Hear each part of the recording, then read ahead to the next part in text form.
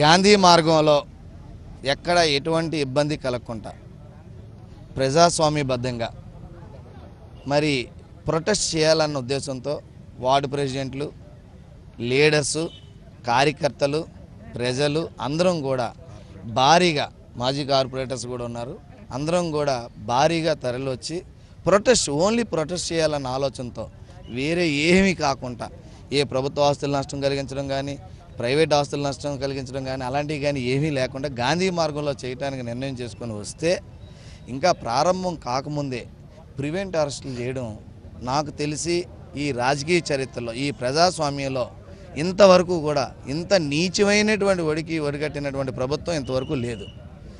చంద్రబాబు నాయుడు గారు ఎంత నీచానికి ఒడిగట్టారనంటే ఆయన తప్పుల్ని కప్పుపుచ్చుకోవడానికి ప్రజాస్వామ్యబద్ధంగా చేస్తున్నటువంటి ప్రొటెక్షన్ కూడా ప్రివెంటివ్ అరెస్టులు అని చెప్పి అందరినీ అరెస్ట్ చేయడం అప్రజాస్వామికం. ఇది కరెక్ట్ కాదు. దీన్ని తీవ్రంగా పరిగణలో తీసుకోవడం జరుగుతుంది. ప్రజలు గమనిస్తూ ఉన్నారు. మీరు చేస్తున్నటువంటి పని ఎంత నీచమైనటువంటి పని అండి. డబ్బులు ఇచ్చి ఒక ఎమ్మెల్యేని కొని మీరు ఎమ్మెల్సీ ప్రభుత్వంలో అవ్వాలి అని అనుకుంటే ఒక ముఖ్యమంత్రి హోదాలో ఉండి, అంటే ఒక రాష్ట్రానికి ముఖ్యమంత్రిగా ఉండి తెలుగు వాళ్ళ ఆత్మగౌరవాన్ని దెబ్బతీసే విధంగా, వాళ్ళ గౌరవం పోగొట్టే విధంగా ఒక ముఖ్యమంత్రి హోదాలో నువ్వు చేసినటువంటి కార్యక్రమం మరి ప్రజలు గమనించలేదంటారా? ప్రజలు చూడలేదంటారా? దీని మీద మళ్ళీ మీరు దీన్ని వివరణిచ్చే ఇదా? ఎంత అన్యాయం అండి. ఇన్ని సంవత్సరాలు ప్రభుత్వాలు నడిపాయి మన రాష్ట్రంలో. 1956 నుంచి ఇప్పటి వరకు కూడా ఎంతోమంది ముఖ్యమంత్రులు వచ్చారు, కానీ ఇంత నీచమైనటువంటి ఒడిగట్టినటువంటి ముఖ్యమంత్రి ఎవరు కూడా నాకు తెలిసి లేరు. అలాంటి దాన్ని మళ్ళీ మీరు కప్పుచ్చుకోవడానికి మీరు ఈ ప్రయత్నాలు చేయడం కరెక్ట్ కాదు. రెండోది, మీ కార్యకర్తలు మీరు ఇచ్చే సందేశం ఏంటండి? మీరు చేసింది తెలంగాణలో తప్పు చేశారు, మీ తెలంగాణ ఎమ్మెల్యే తప్పు చేశాడు, ఆయన్ని అరెస్ట్ చేశారు, ఆయనకి మీరు వత్తాసు పలికారు, మీరు ఫోన్లో స్టీఫెన్ తోటి మాట్లాడారు, అవన్నీ కూడాను రికార్డ్ అయ్యాయి. అదంతా జరిగింది తెలంగాణకి. మీరు ఏదైనా చేయాలి అని అనుకుంటే ధర్నాలు కానీ లేదంటే ఇంకేదైనా చేయాలనుకుంటే తెలంగాణలో చేయించండి. తెలంగాణలో సత్తా లేదు, తెలంగాణలో మీకేమీ లేదు. అందుకని మీరు ఇక్కడ జనాల్ని ఇబ్బంది పెట్టే విధంగా, ఇక్కడ కార్యకర్తలు రెచ్చగొట్టే విధంగా, ఇక్కడ ప్రజలకి అసౌకర్యం కలిగించే విధంగా వ్యవహరిస్తారా? ఇదా మీరు చేసే తీరండి? ఇదా మీ ముఖ్యమంత్రి హోదా? ఇది కరెక్ట్ అండి? దీన్ని హర్షిస్తారండి ప్రజలు గమనిస్తూ ఉన్నారు. మీరు చేసే తప్పుడు పనులు, మీ ప్రభుత్వం తీసుకున్నటువంటి తప్పుడు నిర్ణయాలు, ఇది ఊరికే మీరు తీసుకోవడానికి లేదు. తప్పకుండా దీనికి మూల్యం చెల్లించుకుంటారు. మీరు ఈరోజు ఏ తప్పుడు నిర్ణయాలు అయితే చేస్తున్నారో ఆ నిర్ణయాలన్నిటికీ కూడా ప్రజలు సరైనటువంటి గుణపాఠం మీకు చెప్తారు. ఈరోజు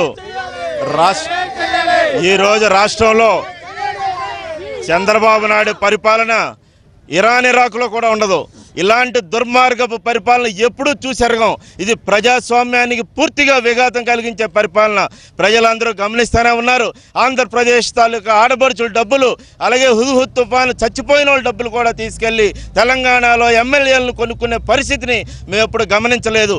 ఈ రోజు వరకు దాన్ని నిలదీయడానికి, ప్రజాస్వామ్యంగా పనిచేయడానికి, ప్రజాక్షేత్రబద్ధంగా మిమ్మల్ని అడగాలని పరిస్థితి వస్తే ఇంత దురదృష్టం అంటే కారు దిగ్గానే అరెస్ట్ చేసిన దాఖలాలు ఎప్పుడూ చూడలేదు. ఇంకా మేము ప్రొటెస్ట్ మొదలు పెట్టలేదు. కార్యకర్తలు రాగానే తీసుకెళ్లి పోలీస్ స్టేషన్లో పడేస్తున్నారు. అలాగే 500 మంది కార్యకర్తలను తీసుకెళ్లి వివిధ స్థానాల్లో పెట్టి వాళ్ళని ఎక్కడ ఉంచారో కూడా తెలియని పరిస్థితిలో ఈరోజు మేము పోలీస్ స్టేషన్లో ఉండవలసిన పరిస్థితి వచ్చింది. కాబట్టి మేము చంద్రబాబు నాయుడు గారిని కోరేది ఒకటే, ప్రజాస్వామ్యాన్ని గౌరవించండి, ప్రజల మనోభావాన్ని గౌరవించండి, ప్రజలకు ఏం కావాలో చెయ్యండి. అంతే తప్ప ఈ విధంగా అరెస్టులు చేసి ప్రజల తాలూకా నోరు నొక్కే ప్రక్రియ మానుకోకపోతే రాబోయే కాలంలో ప్రజలు తీవ్రంగా మిమ్మల్ని బుద్ధి చెప్పే పరిస్థితి రాబోయే కాలంలో ఉంది.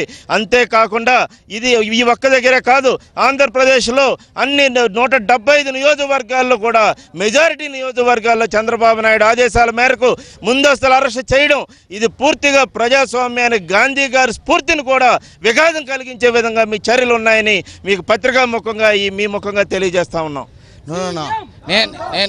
నేను అన్నది వైఎస్ఆర్ కాంగ్రెస్ పార్టీ తరఫున ప్రతిపక్ష నాయకుడు జగన్మోహన్ రెడ్డి గారు పిలుపు మేరకు ఈరోజు రాష్ట్ర వ్యాప్తంగా జరుగుతున్నటువంటి ప్రొటెస్ట్ను అడ్డుకునే మరి అధికారంలో ఉన్నటువంటి తెలుగుదేశం ప్రభుత్వం ముఖ్యమంత్రి చంద్రబాబు నాయుడు గారు అప్రజాస్వామికంగా వ్యవహరించినందుకు గాను, డబ్బులు ఇచ్చి ఓటు కొనుక్కునే అవినీతికి పాల్పడినందుకు గాను మీ అందరం కూడా ఈరోజు కార్యక్రమం కూడా చేసిన దాన్ని కూడా అడ్డుకున్నందుకు కానీ ఇది కూడా అప్రజాస్వామ్యం. ఈ కార్యక్రమం కూడా అప్రజాస్వామ్యం. ఆయన డబ్బులు ఇచ్చి ఒక ఎమ్మెల్యేని కొనడం కూడా అది అప్రజాస్వామ్యం, అది కూడా అవినీతి. ఈరోజు ప్రొటెస్ట్ చేస్తుంటే ప్రివెంటివ్గా అందరినీ అరెస్ట్ చేయడం ఇది కూడా అప్రజాస్వామ్యం. ఇన్ని అసమర్థంగా ఆయన వ్యవహరించి అసమర్థత ముఖ్యమంత్రిగా పేరు తెచ్చుకున్నటువంటి చంద్రబాబు నాయుడు గారు తక్షణం రాజీనామా చేయాలి. ఈ రాష్ట్రాన్ని పరిపాలించే అర్హత ఆయన కోల్పోయారు ఈ 2 కారణాలతోటి. అందుకని తక్షణం ఇక ఒక రెఫరెండం, అంతే, నీకు నిజంగా దమ్ము ధైర్యం ఉంటే నువ్వు రాజీనామా చేసి ఎలక్షన్కి రా. అప్పుడు ఈ ప్రజలు నీకు ఎటువంటి తీర్మానం ఇస్తారో చూద్దాం. అప్పుడు మీ అందరం కూడా నిజంగా మళ్ళీ మేము ప్రభుత్వంలోకి రాకపోతే, జగన్మోహన్ రెడ్డి గారు ముఖ్యమంత్రి కాకపోతే కంప్లీట్ మేమందరం కూడా రాజీనామా చేసి సన్యాసం తీసుకుంటాము, రాజకీయ సన్యాసం తీసుకుంటాము. నీకు దమ్ముంటే, నీకు ధైర్యం ఉంటే వెంటనే నీ ప్రభుత్వాన్ని బర్తరఫ్ చేసి రాజీనామా చేసి మళ్ళీ ఎలక్షన్కి రా, మళ్ళీ ముఖ్యమంత్రి అవ్వు. నిజంగా నీ మీద ప్రజలకు నమ్మకం ఉండి నిజంగా నువ్వు మంచి ముఖ్యమంత్రిగా భావించి మళ్ళీ నేను ఎన్నుకుంటే మేమైతే రాజకీయ సన్యాసం తీసుకుంటాం, మళ్ళీ రాజకీయ జోలికి కూడా రావని చెప్పి సందర్భంగా తెలియపరచుకుంటాం.